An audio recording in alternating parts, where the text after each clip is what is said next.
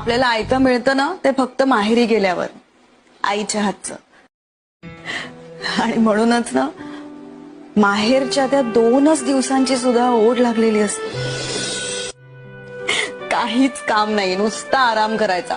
उशिरा उठायचं, स्वयंपाक नाही, डबा नाही, सकाळची धावपळ नाही.